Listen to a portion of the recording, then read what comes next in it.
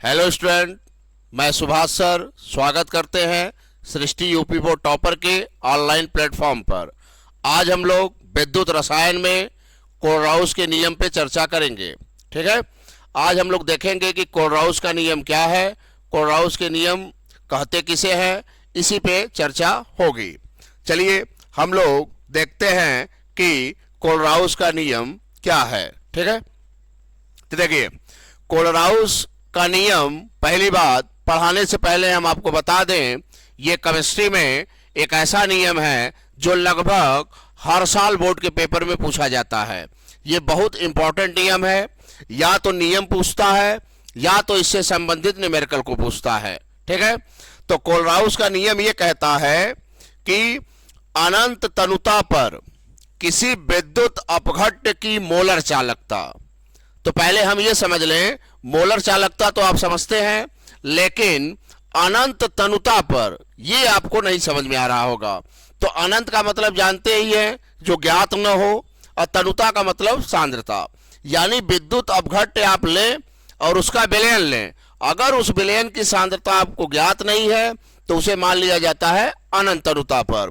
तो कोलराउस का नियम ऐसे विद्युत अपघट्य पे लागू होता है जिसकी तनुता हमें ज्ञात नहीं है। और कोलराउस ने ऐसे विद्युत अपघट्य के विलयन के लिए एक नियम दिया जिसे हम कोलराउस का नियम कहते हैं। अब ये नियम कहता क्या है कि अनंत तनुता पर किसी विद्युत अपघट्य की जो मोलर चालकता होती है, अनंत तनुता पर किसी विद्युत अपघट्य की जो मोलर चालकता होती है, उसके धनायन और ऋणायन के मोलर आयनिक चालकता अनंत तनुता पर उसके योग के बराबर होता है। मैंने क्या बोला कि अनंत तनुता पर किसी विद्युत अपघट्य की मोलर चालकता उसके धनायन एवं ऋणायन के अनंत तनुता पर मोलर आयनिक चालकताओं के योगफल के बराबर होता है। अब जैसे एग्जाम्पल के रूप में आप देख लें, हमने क्या लिया, अनंत तनुता का मतलब हमने इनफाइनाइट लगाया। विद्युत अपघट्य कोई भी हो सकता है, मोलर चालकता को हम कैप एम से दिखाते हैं।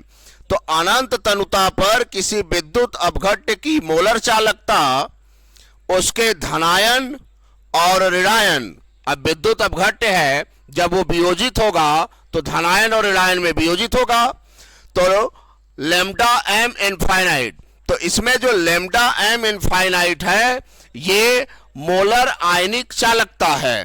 ठीक है, ये धनायन की अनंत अनुता पे मोलर आयनिक चालकता है और ये ऋणायन की अनंत अनुता पे मोलर आयनिक चालकता है। तो आप देखेंगे कि इन दोनों का जो योगफल है उसी को जोड़ देंगे तो उस विद्युत अपघट्य की अनंत अनुता पे मोलर चालकता आ जाएगी। तो जैसा देखिए हमने यहां पे लिखा वेयर, ठीक है, हमने यहां पे क्या लिखा, वेयर, मैंने यहां पे लिखा, देखिए ये है अनंत तनुता पर विद्युत अपघट्य की मोलर चालकता। तो देखिए यहां पे मैंने लिखा अनंत तनुता पर किसी विद्युत अपघट्य की मोलर चालकता, जो लैम्डा एम इनफाइनाइट है धनायन, तो ये विद्युत अपघट्य को जब आप वियोजित कराएंगे तो उसमें जो पॉजिटिव पार्ट होगा, जो धनावेशित पार्ट होगा, वो उसके अनंत तनुता पर मोलर आयनिक चालकता है। ठीक है, ये जो है लैम्डा एम इनफाइनाइट ऋणायन, ये है अनंत तनुता पर ऋणायन की मोलर आयनिक चालकता। ठीक है, तो कोलराउस का नियम जो है मोलर चालकता पे भी लागू होता है अनंत तनुता पर, और तुल्यांकी चालकता पे भी लागू होता है। जैसे मैंने बताया कि अगर कोई विद्युत अपघट्य का विलयन है अनंत तनुता पर, उसकी मोलर चालकता निकालना हो तो कोलराउस के नियम से निकालेंगे, लेकिन अगर उसी विद्युत अपघट्य विलयन की अनंत तनुता पे हमें तुल्यांकी चालकता निकालनी हो तब कैसे निकालेंगे, ये तो मोलर चालकता का कंसेप्ट है। लेकिन अगर तुल्यांकी चालकता के कंसेप्ट को हमें समझना है तो देखिए सेम चीज है, बस उसमें थोड़ा सा चेंजिंग है। जैसे देखिए हमने यहां पे लिखा ना, इसी प्रकार तुल्यांकी चालकता के आधार पर इस नियम को निम्न प्रकार से व्यक्त किया जा सकता है। मैंने क्या लिखा, इस नियम के अनुसार अनंत अनुता पर किसी विद्युत अपघट्य की जो तुल्यांकी चालकता होती है, अनंत अनुता पर उसके आयनों के तुल्यांकी आयनिक चालकताओं के योगफल के क्या होता है, बराबर होता है। तो कहोगे सर ये तो मोलर चालकता की ही तरह है। मैंने बोला ना परिभाषा सेम है, लेकिन इसमें जब हम तुल्यांकी चालकता किसी विद्युत अपघट्य की अनंत अनुता पे निकालेंगे तो इसमें थोड़ा सा एक चेंजिंग है, बदलाव है। जैसे मान लीजिए हमने कोई विद्युत अपघट्य लिया, इनफाइनाइट का मतलब अनंत अनुता, कैप इक्विवेलेंट का मतलब उसकी तुल्यांकी चालकता। तो उसका धनायन देखिए, धनायन के अनंत अनुता पे तुल्यांकी आयनिक चालकता, ऋणायन के अनंत अनुता पे तुल्यांकी आयनिक चालकता।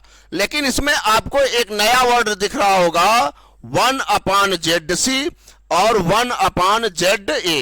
अब आप कहेंगे कि पहले ये क्या है, ये तो मोलर चालकता में नहीं था।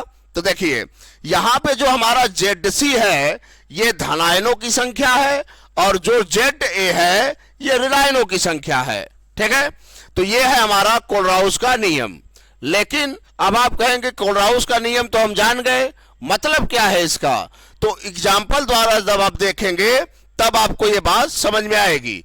जैसे अब यहां पे देखिए, जैसे मान लीजिए आपके पास कोई विद्युत अपघट्य है, तो विद्युत अपघट्य में हमने NaCl लिया। अच्छा, जब आप विद्युत अपघट्य लिए तो आप इसको वियोजित भी करा सकते हैं। तो हमने NaCl को वियोजित कराया तो Na+ और Cl- आयन में टूटा वो। ठीक है, तो अगर हम कोलराउस के अकॉर्डिंग इस विद्युत अपघट्य की अनंत अनुता पे मोलर चालकता निकालेंगे तो लिखने का तरीका देखिए, अनंत तनुता पे मोलर चालकता। अब विद्युत अपघट्य पे हमने क्या ले लिया, NaCl। तो जहां विद्युत अपघट्य था वहां पे हमने NaCl रख दिया। फिर बराबर धनायन की अनंत अनुता पे मोलर आयनिक चालकता। तो बताइए उस विद्युत अपघट्य का धनायन वाला पार्ट्स कौन है, सोडियम आयन। तो जहां धनायन था वहां पे हमने धनायन वाला पार्ट्स रखा, सोडियम आयन। ठीक है, फिर चूंकि योगफल है तो हम जोड़ेंगे इसको। फिर यहां पे देखिए ऋणायन वाला पार्ट्स यानी क्लोराइड आयन है। ठीक है, तो अनंत अनुता पे मोलर आयनिक चालकता। तो देखिए धनायन और ऋणायन का योगफल मोलर आयनिक चालकताओं का अनंत अनुता पे उसी विद्युत अपघट्य के अनंत अनुता पे मोलर चालकता के बराबर है। इसी तरह दूसरे क्रम में जब हमने एग्जाम्पल लिया, हमने दूसरा विद्युत अपघट्य लिया, तो हमने जब इसका वियोजन कराया तो आया Mg++ और 2Cl-। इसमें मैग्नीशियम आयन डबल+ है और क्लोराइड आयन क्या है, सिंगल माइनस है, जो भी डबल माइनस उसको कह सकते हैं क्योंकि दो का उसमें मल्टीप्लाई हो सकता है। तो अब यहां पे देखिए कोलराउस के नियम से हम मोलर चालकता निकाल रहे हैं। अभी हम तुल्यांकी चालकता की बात नहीं कर रहे हैं, हम केवल अभी अनंत अनुता पे मोलर चालकता की बात कर रहे हैं। इसीलिए मैंने यहां पे देखिए केवल मोलर चालकता के बारे में आपको बताया। तुल्यांकी चालकता अब इसके बाद हम डिस्कस करेंगे कि मोलर चालकता पहले आप निकालना सीख लें तो आप तुल्यांकी चालकता ऑलरेडी सीख जाएंगे निकालना। अब यहां पे देखिए जब हम उस विद्युत अपघट्य की मोलर चालकता अनंत अनुता पे निकाल रहे हैं तो देखिए हमने विद्युत अपघट्य की जगह पे विद्युत अपघट्य को रखा, अनंत अनुता पे मोलर चालकता। देखिए इसका धनायन वाला पार्ट्स कौन है, Mg++। तो धनायन के अनंत अनुता पे मोलर आयनिक चालकता, ऋणायन कौन है, क्लोराइड आयन। और एक बात, जो नंबर होगा उस नंबर को हमेशा हम बाहर रखेंगे, ये ध्यान रखिएगा, नहीं तो न्यूमेरिकल आपका गलत हो जाएगा। कभी भी इसको आप ऐसे नहीं लिख सकते जैसे λm इनफाइनाइट 2Cl-। ये रॉन्ग तरीका है, आप इस तरह नहीं लिखेंगे। जो नंबर होगा वो हमेशा कहां रहेगा, आगे, वो नंबर कोई भी हो। ठीक है, तो हम नंबर को बाहर रखेंगे। तो अनंत अनुता पे मोलर आयनिक चालकता क्लोराइड आयन। तो देखिए हमने दोनों को जोड़ दिया और उसी विद्युत अपघट्य के अनंत अनुता पे मोलर चालकता के बराबर है। ठीक है, इसी क्रम में हमने लिया तीसरा विद्युत अपघट्य एल्यूमिनियम सल्फेट। तो जब हम एल्यूमिनियम सल्फेट को हमने वियोजित कराया तो ये अपने आयन में टूटा, धनायन और ऋणायन। तो कोलराउस के अकॉर्डिंग जब हम इसकी मोलर चालकता निकाले तो जहां विद्युत अपघट्य है वहां पे हमने विद्युत अपघट्य को रखा। ठीक है, अनंत अनुता पे इसका मोलर चालकता हमने निकाला। इसका धनायन पार्ट्स कौन है? Aluminium ion. अब मैंने बोला ही है कि नंबर को आपको क्या रखना, पहले रखना है। तो यहाँ पे जो 2 नंबर हमारा है उसको हम पहले कर दिए। अब यहाँ पे देखिए सल्फेट आयन से पहले 3 है, तो उसको हम क्या करेंगे, पहले रख देंगे। बाकी जैसा आप पीछे के एग्जाम्पल में किए वही सेम चीज यहाँ पे लिखना है। तो ये था मोलर चालकता निकालना। लेकिन अगर तुल्यांकी हम चालकता निकालेंगे तो इसमें थोड़ा सा बदलाव है। वो बदलाव क्या है देखिए, आप यही देख सकते हैं, जहां यम होगा वहां पे इक्यू हो जाएगा, इक्विवेलेंट कंडक्टिविटी, तुल्यांकी चालकता। तो जब तुल्यांकी चालकता निकालेंगे तो आप लिखे होंगे फार्मूले में 1/ZA, सॉरी ZC। तो ZC क्या है, उसमें धनायनों की संख्या थी। तो देखिए बताइए, Na के ऊपर क्या पॉजिटिव चार्ज है? 1, तो हमने 1/1 कर दिया। बाकी जैसे आप लिख रहे थे उसको लिख देंगे। अच्छा, कितना ऋणायन है इसके ऊपर? 1, तो 1/1 हो गया, ठीक है, जिसको हम ZA से दिखाते हैं। अब दूसरे एग्जांपल में देखिए, यहां पे जब हम तुल्यांकी चालकता निकाल रहे हैं तो देखिए अब मैग्नीशियम के ऊपर क्या प्लस चार्ज हो गया? 2, तो हम लिख देंगे 1/2, ठीक है। बाकी जैसे लिखते हैं हम उसको वैसे ही लिखेंगे। अब यहां पे क्लोरीन के ऊपर देखिए 1 माइनस चार्ज है, तो 1/1 हमने कर दिया। बाकी जैसे आपको लिखना है वैसे ही लिखना है। अब यहां पे देख लीजिए, जब हम तुल्यांकी चालकता निकाल रहे हैं तो देखिए एल्यूमिनियम के ऊपर कितने प्लस चार्ज हैं? 3, तो 1/3 हो गया। और सल्फेट के ऊपर कितने हैं? 2 माइनस चार्ज है, तो 1/2 हो गया। बाकी जैसे लिखना वैसे लिख देना है। और जहां जहां यम होगा वहां वहां पे क्या कर देंगे हम? EQ, ठीक है। अब हम लोग नेक्स्ट लेक्चर में इससे संबंधित न्यूमेरिकल पे चर्चा करेंगे, ठीक है।